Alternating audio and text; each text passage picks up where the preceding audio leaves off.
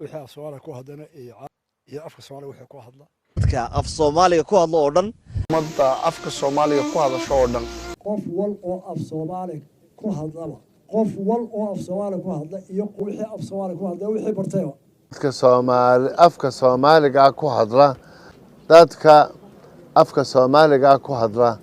oo dadka af Soomaaliga ku soo hadlaan wax badan inta af Soomaaliga ku hadasha afka Soomaaliga ku hadasha afka Soomaaliga ku hadasha dadkii af Soomaaliga ku hadlayeen kulli inta af Soomaaliga ku hadasho inta afka Soomaaliga ku hadashaba dadka af Soomaaliga ku hadlo oo dhan ummadda af Soomaaliga ku hadasha dadka af Soomaaliga ku hadla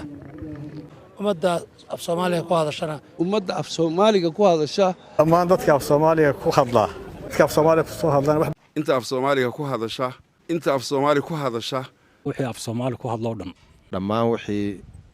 af Soomaaliga ku hadla meedba ummadda af Soomaaliga ku hadasha dhammaan ummadda afka Soomaaliga ku hadasha ummadda af Soomaaliga ku hadasha ummadda afka Soomaaliga ku hadla qof kasta oo af Soomaaliga ku hadla af Soomaaliga ku hadasha inta af Soomaaliga ku hadasha inta af Soomaaliga ku hadasha qof kasta oo afka Soomaaliga ku hadlaya qof kasta oo Soomaaliya oo afka Soomaaliga ku hadla dhammaanba ummadda afka Soomaaliga ku hadasha qofka ugu dambeeya af Soomaaliga ku hadla ودمانتنا السلام عليكم ورحمة الله وبركاته أمدا صوماليات وان سلامي يا سلام ديرن هذا ما أمدا أفكا صومالي كو هادشا ويرداس ووير حنون سنيسا هذيك سنين أمدا أفكا صومالي كو هادشا ووير سو بحضي أو سو جليتيا أو حنون كدن بيو أو لدونيو إن أمدا يعني لغو كلا قيبيو لكن هل أمد بيننا أمد الصوماليات